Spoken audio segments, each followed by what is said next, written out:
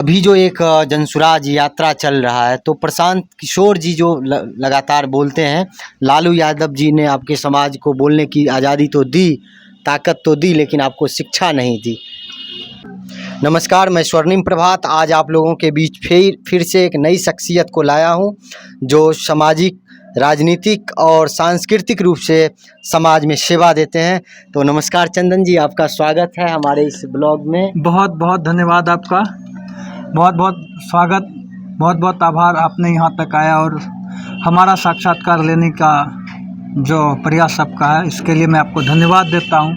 और आपका जो ये नया मुहिम है, नया प्रयास है, इसके लिए विशेष शुभकामना आपको, क्योंकि आपका जो ये पॉडकास्ट है जल्द ही एक स्थापित पॉडकास्ट के रूप में विकसित हो और इसके माध्यम से हमें और बड़े बड़े लोगों का साक्षात्कार सुनने को मिले। इसकी आशा और उम्मीद के साथ आपको ढेरों शुभकामना इस प्रयास के लिए। बहुत बहुत धन्यवाद, आप लोगों का सहयोग रहा तो ज़रूर होगा। और सबसे पहला सवाल, युवाओं को राजनीति करनी चाहिए तो कैसी राजनीति करनी चाहिए? छात्र राजनीति, पंचायती राज की राजनीति, या फिर विधानसभा की राजनीति, लोकसभा की राजनीति? देखिए, युवा को अगर पहली बात तो ये है कि राजनीति करनी चाहिए या ये सवाल महत्वपूर्ण है। राजनीति आप करते हैं तो राजनीति, मेरा मानना है कि युवाओं को, छात्रों को बिल्कुल करनी चाहिए। राजनीति में आप जब तक दिलचस्पी नहीं लेंगे, आप देश दुनिया के बारे में नहीं जानेंगे। हमारा जो भाग्य विधाता है, जो नेता हमारे बन बैठे हैं, भाग्य विधाता है हमारे देश के, और वो क्या नीति ला रहे हैं उसके बारे में हम नहीं जानेंगे। और नीति निर्धारण में जब तक हम अपनी भूमिका नहीं देंगे, तब तक जो है हमारा कल्याण, हमारा उत्थान संभव नहीं है। तो इसीलिए देश की व्यवस्था को जानने के लिए जब सारे क्षेत्र में, चाहे वो अधिकारी हो, पदाधिकारी हो, या फिर अन्य जितने भी क्षेत्र हैं, सब में यदि युवा अपनी भूमिका निभा रहा है, तो बिल्कुल निश्चित रूप से राजनीति में भी उसे सशक्त भूमिका निभानी चाहिए। और इसी भूमिका के कारण देश बदलेगा। देश में पढ़े लिखे नौजवान अगर राजनीति में आते हैं तो वो नीति निर्धारण और अच्छे नेता के तौर पर उभरेंगे और वो देश के विकास में अपना महत्वपूर्ण योगदान देंगे। इसलिए नेता के रूप में या राजनीतिक रूप से एकदम बिल्कुल निश्चित रूप से युवाओं को राजनीति में आनी चाहिए। और आपका दूसरा सवाल था कि नेता को पंचायती राज, युवाओं को पंचायती राज की राजनीति करनी चाहिए या संसद की राजनीति करनी चाहिए, बीच की जो भी है उसको मान ले। तो इसमें मेरा ये मानना है कि आपको पहले तो एक ईमानदार नेता बनने के लिए आपको ईमानदार कार्यकर्ता बनना पड़ेगा, एक ईमानदार सामाजिक व्यक्ति बनना पड़ेगा। जब तक आप सामाजिक व्यक्ति के रूप में आप अपने आप को स्थापित नहीं करते हैं, जब तक आप सामाजिक रूप से सुदृढ़ संपन्न नहीं होते हैं, समाज की क्या समस्याएं हैं, समाज का क्या मांग है, समाज का क्या परिवेश है, उसको आप नहीं समझते हैं, तब तक आप सामाजिक कार्यकर्ता नहीं बन सकते। और जो सामाजिक कार्यकर्ता अच्छा नहीं बनेगा, वो नेता कभी नहीं बन सकता। नेता बनना या सांसद विधायक बनना मेरे हिसाब से वो बाय प्रोडक्ट है। प्रोडक्ट जो है, प्रोडक्ट के रूप में आपको लोग जो है अपने सर पे बैठाएंगे, आपको अपना प्यार, आशीर्वाद देंगे, ये महत्वपूर्ण है। और आप जब जन की आवाज़, जन जन की आवाज़ जब बन जाएंगे, तो लोग आपको जो सम्मान देंगे, ये आपका प्रोडक्ट। और बाय प्रोडक्ट के रूप में तो आपको मुखिया से लेकर सांसद तक ऐसे आशीर्वाद दे के बना देंगे। वाह! तो जैसा कि आपने बताया, तो इसके साथ ही एक और सवाल जुड़ा हुआ है कि सामाजिक न्याय, जो आप लोगों की पार्टी सामाजिक न्याय हर बात पर, हर मंच पर सामाजिक न्याय की बात करती है, तो आज का यूथ और छात्र राजनीति से सामाजिक न्याय का मार्ग कैसे प्रशस्त होगा? देखिए, सामाजिक न्याय की जो बात है, बिल्कुल सामाजिक न्याय को जो है संविधान में जो है बाबा साहब अम्बेडकर ने जोड़ा। और सच्चे मायने में बिहार में यदि सामाजिक न्याय को कोई स्थापित किया तो वो व्यक्ति लालू प्रसाद यादव है, जो कहते हैं ना, पिछड़ों के लिए जो है एक ज़बरदस्त काम किया। और पिछड़ों को जो एक मुखर, जो भी आधी आबादी जो पड़ी हुई थी, उस शोषित, वंचित, पीड़ित, आदिवासी, सबको जो है वो आवाज़ दिए और वो सबको एक समान सामाजिक व्यवस्था में बराबर बोलने का एक हक होता है, वो लेके दिए। तो ये महत्वपूर्ण है सामाजिक न्याय के क्षेत्र में। और इसके लिए युवाओं को प्रयास करना चाहिए। जब हम पढ़ते हैं तो संविधान को पढ़ते हैं, संवैधानिक व्यवस्थाओं को जानते हैं। तो जब हम जानते हैं, जब हम जानेंगे, तो बिल्कुल निश्चित रूप से हम उस समाज पे हम उसका काम करेंगे, उसको समाज में लागू करने का प्रयास करेंगे। तो इसलिए सामाजिक न्याय बिल्कुल महत्वपूर्ण है। जैसा कि आपने बताया कि लालू यादव जी ने गरीबों को बोलने का ताकत दी, तो अभी जो एक जनसुराज यात्रा चल रहा है, तो प्रशांत किशोर जी जो लगातार बोलते हैं, लालू यादव जी ने आपके समाज को बोलने की आज़ादी तो दी, ताकत तो दी, लेकिन आपको शिक्षा नहीं दी। इस पर आप क्या कहना चाहते हैं? लालू यादव के पुराने क्लिप को आपको दिखाने का, अभी मोबाइल रखा हुआ है, या आप सर्च कीजिएगा। लालू यादव किसी तेली महासभा में बोल रहे थे कि आधी रोटी खाना, लेकिन अपने बच्चे को ज़रूर पढ़ाना, जब तक पढ़ेगा नहीं तब तक इस मकरा जाल को नहीं समझेगा, और जब तक इस मकरा जाल को नहीं समझेगा तो वो तिलिस्म तोड़ नहीं पाएगा और वो अपना प्रयास नहीं कर पाएगा। तो लालू यादव तो शिक्षा के लिए प्रेरित करते थे। लालू यादव का नारा था, गैया बकरी चढ़ती जाए, मुनिया बेटी पढ़ती जाए। लालू यादव इवन कि पढ़ाने के लिए, लोगों के लिए चरवाहा विद्यालय की स्थापना की। आपको जब चरवाहा विद्यालय की स्थापना हुई तो उस समय चरवाहा विद्यालय पर दर्शक भी सुनना चाहेंगे। बिल्कुल, मैं बता रहा हूँ। चरवाहा विद्यालय की जब स्थापना हुई तो उसका ये उद्देश्य था कि जब हमारे समाज के जो बुजुर्ग लोग थे, उनको ये था कि वो भी शिक्षित हों, कम से कम अपना हस्ताक्षर करना सीख जाए। इसके लिए ये व्यवस्थाएं हुई कि जो गाय को जो है या अपने मतलब मैदान के आसपास के क्षेत्र में विद्यालय जैसा बनाया गया, और वहाँ जो है शिक्षक रहते थे, अपना गाय वगैरह चर रही है, और उसके बाद वहाँ बैठ के पढ़ाया जाता था, उनको साक्षर बनाए। तो इस पे जो है जर्मनी, जापान के लोगों ने शोध शुरू किया कि ऐसा भी हो सकता है क्या, और बिहार के लोगों के, बिहार और देश के लोगों ने राजनीति की आड़ में जाके उसको गलत तरीके से पेश किया। तो ये थी लालू यादव की शिक्षा के प्रति सोच। आज भी लालू यादव और राबड़ी देवी के कार्यकाल में बिहार को 7 विश्वविद्यालय मिले हैं। क्या लालू यादव ये नहीं चाहते थे? अगर ये लालू यादव नहीं चाहते कि बच्चा नहीं पढ़े तो क्या ज़रूरत था 7 विश्वविद्यालय बनाने की? तत्कालीन बिहार और झारखंड में लालू यादव, राबड़ी देवी ने कुल 7 विश्वविद्यालय देने का काम किया। ये महत्वपूर्ण है। लालू यादव का ये जो है महत्वपूर्ण योगदान है शिक्षा के क्षेत्र में। प्रशांत किशोर तो व्यापारी आदमी है, वो तो उनको व्यापार चलाना है, तो कहेंगे कि लालू यादव कुछ नहीं किया। नहीं, एक और सवाल उठता है, जब शिक्षा के लिए काम किए तो अपने बच्चों को क्यों नहीं पढ़ा पाए? तेजस्वी यादव जी 9वीं पास फेल का चल रहा है कि कह रहे हैं पास हैं, फेल हैं। तेज प्रताप जी नहीं पढ़ पाए, ये क्या कारण रहा? देखिए, तेजस्वी जी के नहीं पढ़ने का कारण था, तेजस्वी जी की रुचि क्रिकेट के क्षेत्र में ज़्यादा थी, और क्रिकेट के क्षेत्र में स्वाभाविक है, जो जिस क्षेत्र में ज़्यादा रुचि रखेगा तो वो उस क्षेत्र में चला जाएगा। तेजस्वी जी की पढ़ाई में रुचि नहीं थी, लेकिन वो अच्छे क्रिकेटर हैं। तो फिर तेज प्रताप और उसके बाद लालू यादव की बेटियां जो हैं, सारी बेटियां, कोई डॉक्टर हैं, 2 बेटियां डॉक्टर हैं, और सभी अच्छी पढ़ी लिखी हैं। तो नहीं पढ़ा तेजस्वी जी। ये क्यों नहीं आप समझते हैं कि लालू यादव के बेटे, 2 मुख्यमंत्री के बेटे डिग्री खरीद भी सकते थे? जैसे इंटायर पॉलिटिक्स की फेक वाली डिग्री वायरल थी, वैसी कई डिग्रियां बनाई जा सकती थी। अच्छा। तो जब फेक डिग्री वाले एक्सपोज हो रहे हैं तो वो तो कुछ ना कुछ तो इल्ज़ाम लगाएंगे। लालू तेजस्वी की तुलना करनी है तो उनके काम से कीजिए, उनकी नौकरी देने की योग्यता से कीजिए, उनके रोजगार से कीजिए, उनकी बोलने की क्षमता से कीजिए। आज भी आए नेता उनके डिबेट करने के लिए, तेजस्वी जी खुलेआम इंग्लिश में बैठ के उनसे नहीं डिबेट किए तो फिर बेकार है। नहीं, बोलते बढ़िया है, इंग्लिश में भी बोलते हैं। तो बात करते हैं अब आपके छात्र जीवन की, राजनीति की। तो आपने छात्र जीवन की जो राजनीति शुरू की, कहाँ से की, कैसे प्रभावित हुए? देखिए, राजनीति में हमारी दिलचस्पी सोशल मीडिया से बढ़ी थी। अच्छा, ये सोशल मीडिया?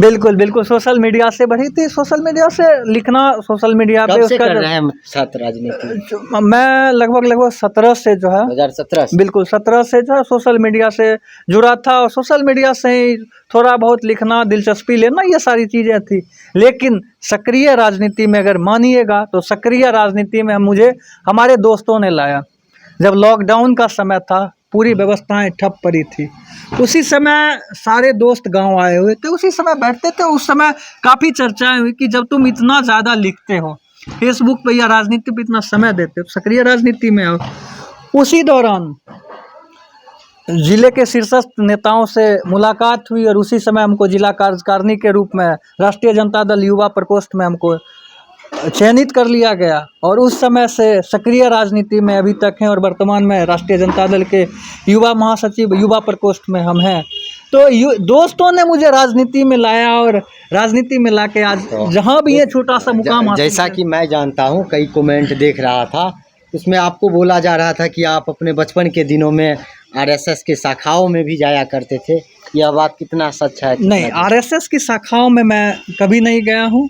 तो ये अफवाह थी? बिल्कुल, आरएसएस मैंने कभी ज्वाइन नहीं किया। हाँ, बीजेपी के कार्यशाला में एक या दो बार किन्हीं के साथ मैं गया था।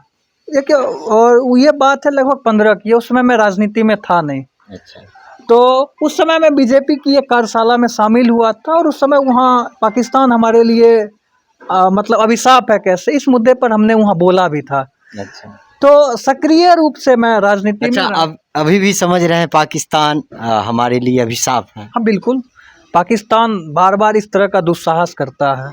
हमारे देश के सबसे बड़ा जो हमारे प्रहरी हैं, हमारे सीमा पे खड़े तैनात सैनिक, उनके साथ ज्यादती करता है, घुसपैठ करता है, हमला करता है। हमारे सैनिक मारे जाते हैं, कितनी माँओं की गोद सुनी होती है, कितनी बहनों की कलाई की राखियाँ धरी रह जाती है। तो पाकिस्तान तो हमारे साथ बिल्कुल अन्याय कर रहा है। इसके लिए भारत मुंहतोड़ जवाब देने के लिए हमेशा काबिज रहा और हमारे सैनिक सीना ताने खड़े हुए हैं उसके नामो निशान और सफाया को। आपको भारत को मुसीबत में कौन साथ दिया, रूस या अमेरिका?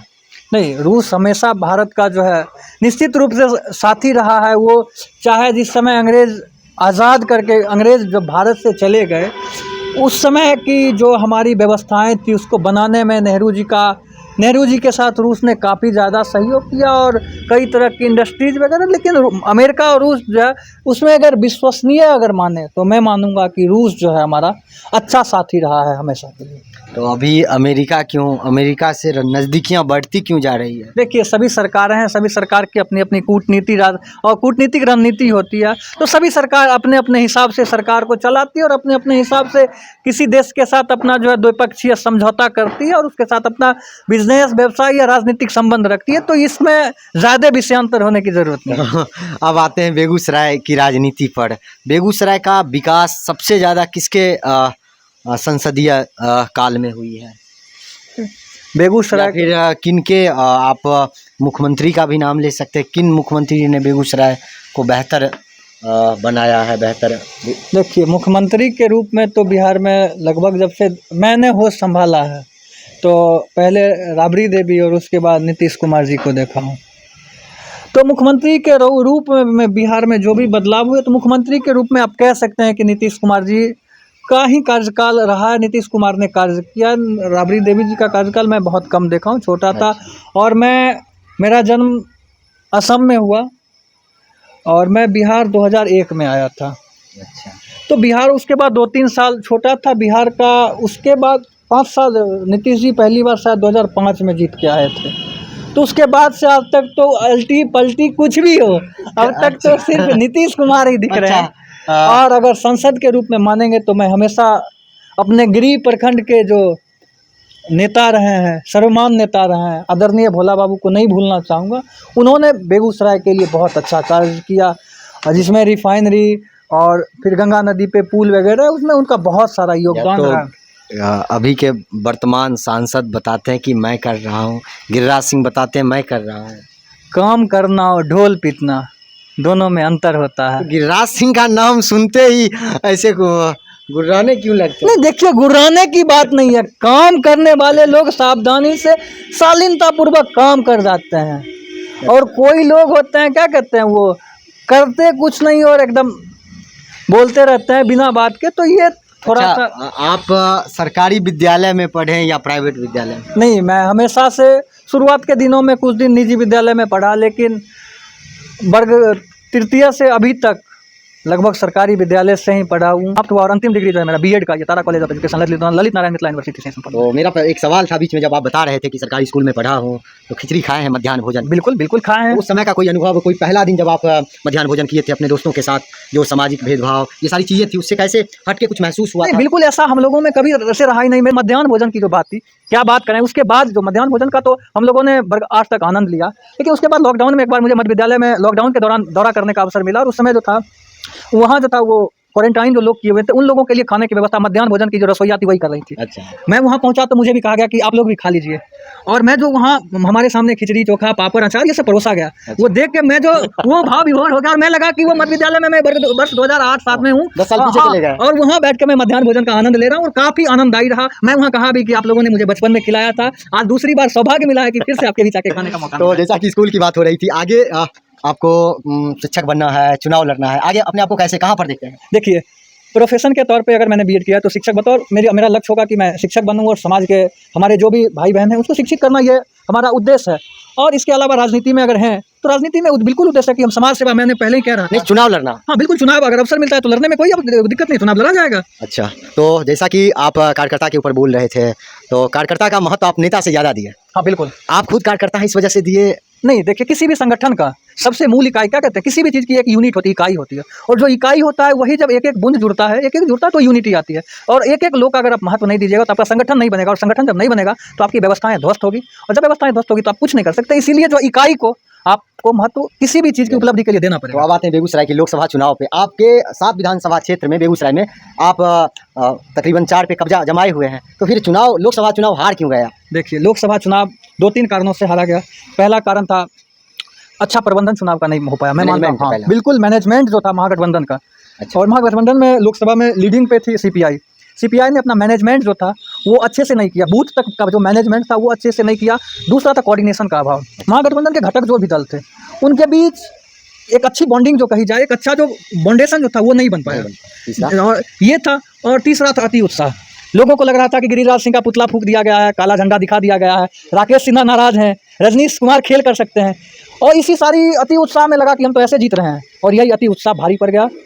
अंतोगत्वा भाजपा एक हो गई और गिरिराज को एक मुश्त वोट कर दिया, और इधर जो आप बिखरे रहे, अनमने ढंग से चुनाव लड़े, आपकी कुव्यवस्था रही, बूथ पे आपके कार्यकर्ता नहीं रहे, इसके कारण आप चुनाव हारे। अच्छा, तो आगे का जो कुछ सवाल है तो हम 1 लाइनर सवाल पूछेंगे, आप 1 वर्ड में इसका जवाब या 2 वर्ड में आप दे सकते हैं। पहला सवाल, आदरणीय लालू प्रसाद यादव जी सामाजिक न्याय के पुरोधा, जो कि गरीबों, शोषित, वंचितों को एक ऐसी आवाज़ दी जो आज कहीं भी छाती तान कर अपना जवाब और सवाल कर सकता है। महात्मा गांधी, देश के नायक जवाहरलाल नेहरू, वो दूरदृष्टि के सोचने वाले व्यक्ति, जो आज़ादी के बाद जो आर्थिक तंगी आई थी उस बीच में देश को संभाल कर लाने वाले महानायक।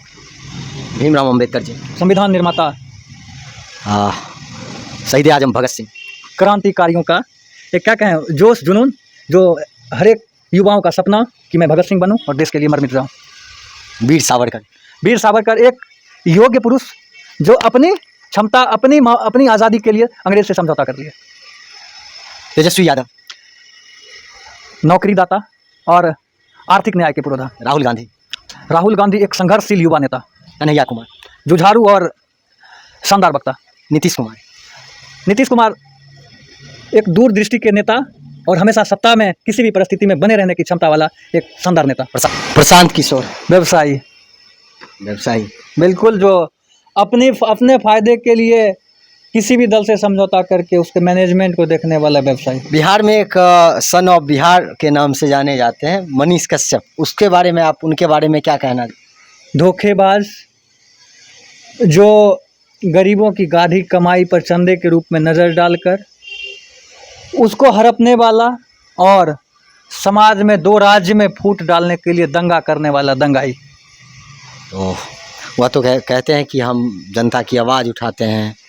आवाज़ उठाते उठाते खुद उठ गए और समझौता कर लिए, टिकट लेने गए, क्या कहते हैं उसको, गए थे छुड़ाने, छोड़िए ये नहीं कहेंगे बाद बाकी इसको कट कर दीजिएगा, लेकिन बस ये कह सकते हैं, कट कुछ भी नहीं होगा, आप जो बोले हैं वो यथार्थ रहेगी। हाँ, तो ये मान लीजिए कि इसको कह सकते हैं कि वो टिकट के लोभ में गए थे, कि पहले तो वो एकदम ताल ठोके, हम पहलवान, हम चुनाव लड़ेंगे, ये करेंगे, वो करेंगे, लोगों से चंदा उठवा लिया, लोग इतने भरोसे में अंधे हो गए कि उसको दूध से नहला दिया, व्यक्ति पूजने लगा, और वो व्यक्ति क्या पैसे के लालच में, केस खत्म करवाने के लालच में समझौता कर लिया और बैठ गया।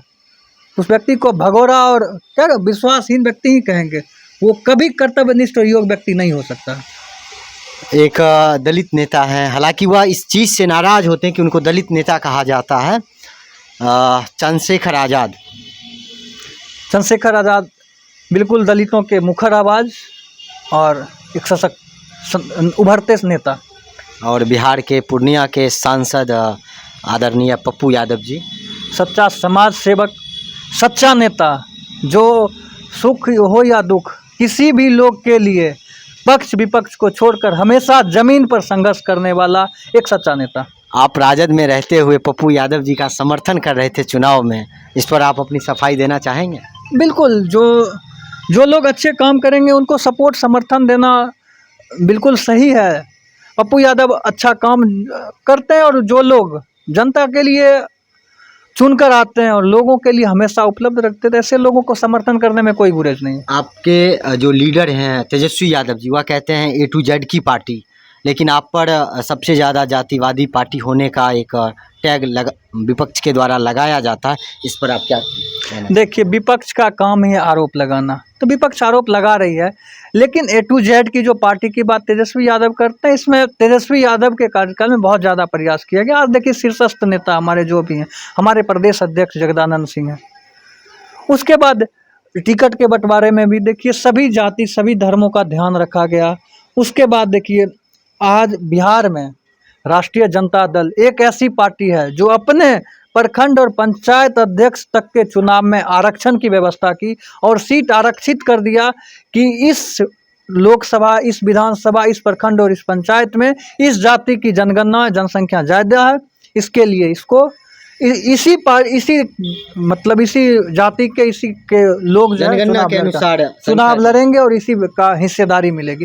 तो आरक्षण के तौर पे जो पार्टी में लगा देना, तो बिल्कुल जो है वो जातिवादी, इसको आप कह सकते हैं कि बिल्कुल नहीं। और A to Z के रूप में सभी लोगों के साथ उदार हृदय से सबका स्वागत कर रहे हैं। अपने आप को कहती है कि हम राम राज्य स्थापित करते हैं, हम हमारे जैसा कि यूपी में है, कहती है कि राम राज्य है, इस पर आप क्या कहना चाहते हैं? देखिए, कैसा राम राज, जहाँ महिलाओं का बलात्कार होता हो, महिलाओं की अस्मत दिन दहाड़े लूटी जाती हो, कैसा राम राज वो? जहाँ किसान परेशान हो, किसान रो रहे हो, कैसा राम राज? जहाँ युवा परेशान हो, कैसा राम राज? राम राज की परिकल्पना तो अगर भाजपा कहते हैं कि हम सच्चे राम भक्त हैं, लेकिन वो रामचरितमानस और राम जी को नहीं पढ़ते हैं। रामचरितमानस में रामराज की व्याख्या तुलसीदास जी ने की है कि भारत में जब रामराज की स्थापना हो रही थी, राम जी राजा बने, तो उनसे पूछा गया कि टैक्स की व्यवस्था कैसी होनी चाहिए। तो राम जी उस समय कहे थे कि टैक्स की व्यवस्था जो है सूर्य के समान रखो। अब जो है रामचरितमानस में लिखा गया कि टैक्स कैसे था, तो उसमें रामचरितमानस में बाबा तुलसीदास लिखते हैं कि बरसत हर्षत सब लखे, करसत लखे न कोय, और प्रजा भूप सुहाग से स्वभाव से भूप भानु सो होय। मतलब ये है कि जब बारिश होता है तो सभी लोग देखते हैं कि जो वर्षा हो रही है, लेकिन करसत लखे न कोई, जब बारिश जो है खींचता है पानी समुद्र से, तालाब से, नदी से, पोखर से, यहाँ तक कि आप अपनी अंजूरी में जल रखते हैं उसमें से भी खींच लेता है, उसको नहीं देखता। तो टैक्स इस तरह से लिया जाना चाहिए कि कब कटा पता नहीं चले। और यहाँ क्या है, गब्बर सिंह टैक्स के रूप में दिन दहाड़े वसूला इस तरह से जा रहा है, जनता परेशान है। तो ये रामराज कतई नहीं है। दूसरी बात ये लिखे हैं रामराज कैसा था, तो रामराज में और क्या व्यवस्थाएं थी कि मनी मानक सहजे किए, मनी मानक महंगे किए, सहजे तृण जल नाज, और प्रजा के सुभाग से राम गरीब नवाज। राम गरीबों के नवाज थे, जो क्या किए, मनी मानिक के जो था सोने चांदी हीरा जवाहरात उसको महंगे कर दिए, लेकिन तृण जो घास फूस जो मवेशी खाएंगे उसको, जल पानी और नाज मतलब अन्न, इस सारी चीज़ों को टैक्स फ्री रखा था। आज क्या दूध पे टैक्स है, ब्रेड पे टैक्स है, तो ये कैसा रामराज है? तो रामराज तो बिल्कुल नहीं है, ये बीजेपी वालों की आत्ममुग्धता है। अगर रामराज सही में लाना है तो उनको अपनी व्यवस्थाओं को बदलना होगा, महिलाओं के सम्मान की बात करनी होगी, किसानों के रोजगार की बात करनी होगी, टैक्स को घटाना होगा, तभी रामराज संभव है, अन्यथा रामराज का कोई उद्देश्य नहीं रह जाता। तो बहुत बहुत धन्यवाद आपका, और हम आपसे उम्मीद करते हैं कि आप इसी तरह आगे समाज सेवा करते रहेंगे, और यह आपको शुभकामना भी देता हूं कि आप इसी तरह से आगे बढ़ते रहें, जीवन में तरक्की करते रहें। बहुत बहुत धन्यवाद। बिल्कुल, बहुत बहुत धन्यवाद। सभी दर्शकों का भी आभार। हमारा आप सबों से अनुरोध है कि लोग अपने आसपास के को साफ सफाई रखें, अपने आसपास के लोगों का ध्यान रखें, और जो भी जन कल्याण की बातें हैं उसमें हमेशा मदद करते रहें। धन्यवाद। बहुत बहुत धन्यवाद सभी को, आपको भी धन्यवाद।